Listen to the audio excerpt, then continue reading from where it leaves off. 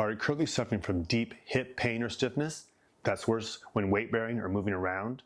If so, you may be suffering from a serious medical condition called avascular necrosis of the hip, also known as osteonecrosis. And it's where the blood supply to that hip bone is reduced or damaged, causing the bone to die.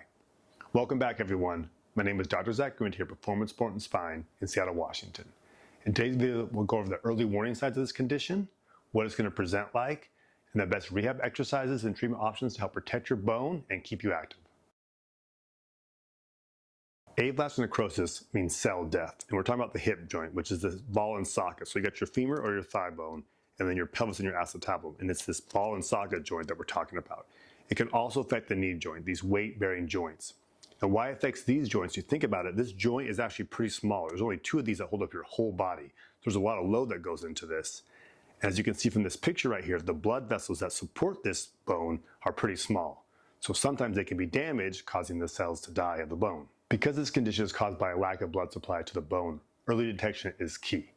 Now this video is meant for educational purposes only. If you think you have this condition, you need to seek out the care of a trained healthcare provider to proper diagnosis, treatment, and imaging. With this is caused by two separate things. It can either be traumatic or atraumatic. So traumatic could be a fracture to that ball and socket, again, the femur head or the acetabulum.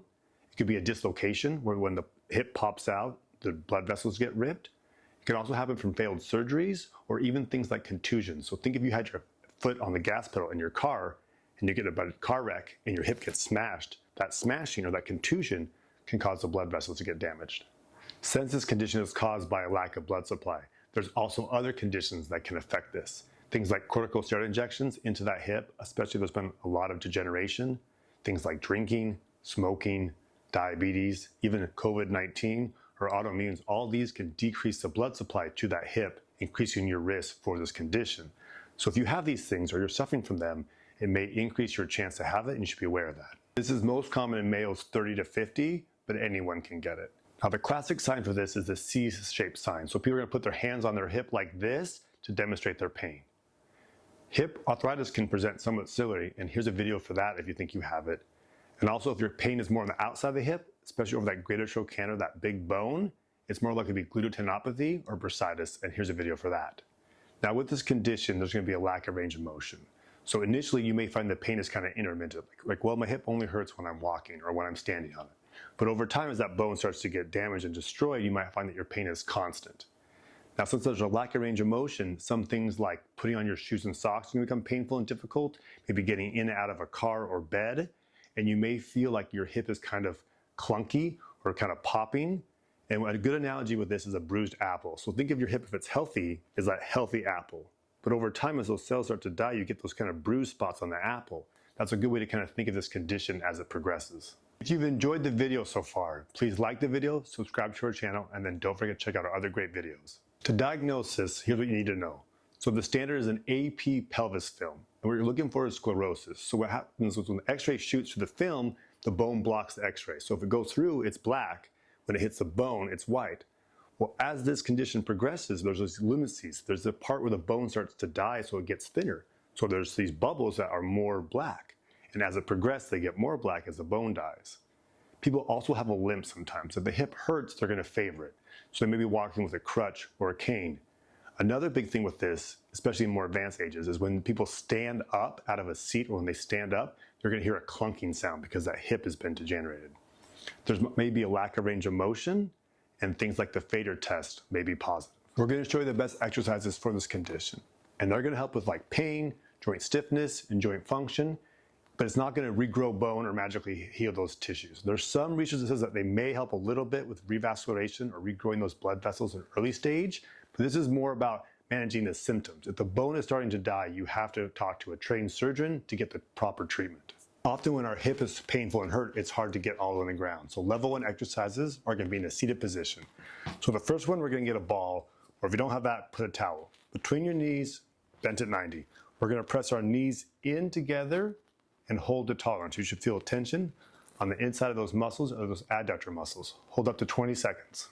Next is abduction, so pressing out. So put your hands on the outside of your knees and press your knees out into your hands, pressing back with your hands. Hold the tolerance or up to 20 seconds. Hip extensions next, so pressing down into the floor. So we're going to take our foot and push down into the floor. You feel tension on your hamstring and your buttocks. Try to stabilize with your other leg, but really press your right leg, this is down into the floor to tolerance. The next is hip flexion. So we're trying to lift our leg up, but what we're going to do is put our hands on it to stop it. It's an isometric, so your leg shouldn't move. And you're going to press your leg or knee up towards the ceiling and press down with your hands. You should feel tension on your thigh and your hip flexor. Press up and hold for 20 seconds.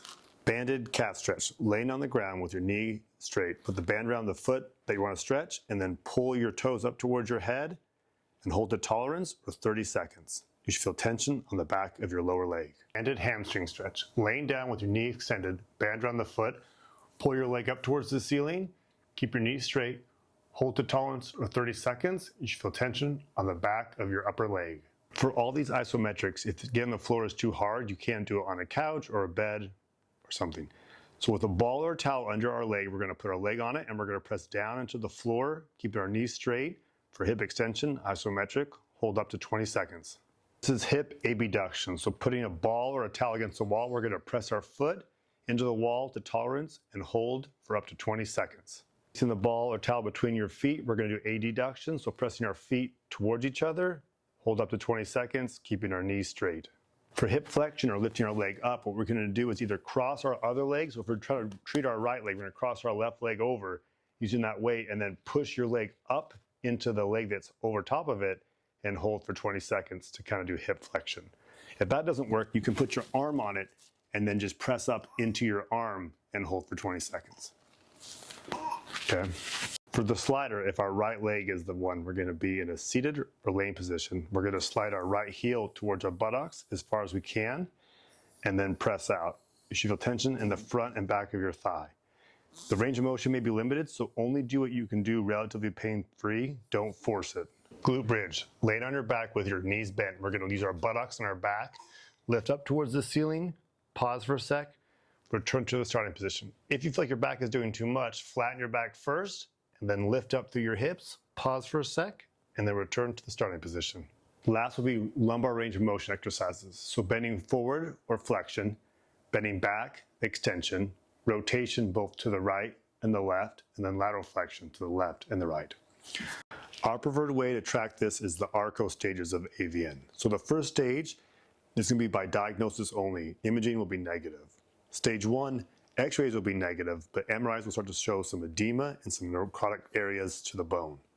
Stage 2, X-rays will probably show some subtle changes like sclerosis or osteoporosis or those cysts, those lunacies I was talking about earlier. But the subchondral bone is intact, MRI is abnormal. Now stage 3, there's going to be a subchondral fracture called a crescent sign. So it's going to be a flattening of the femoral head, which marks that it's progressed to this stage, and the joint space will be preserved. And then lastly, by stage 4, the joints show signs of arthritis, including femoral head collapse, joint space narrowing, and acetabular changes.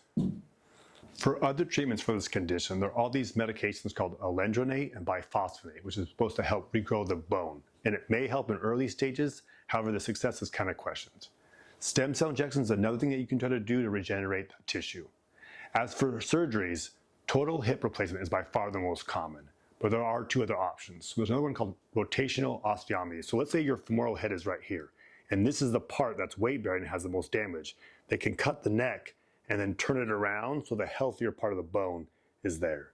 They also can drill into it and try to regrow the bone in the healthy places. So there are options, but again, this is for educational purposes. You should always talk to a trained orthopedic surgeon. The next condition we need to talk about is called rapid progressive idiopathic arthritis, and it's affecting this hip joint, this ball and socket joint.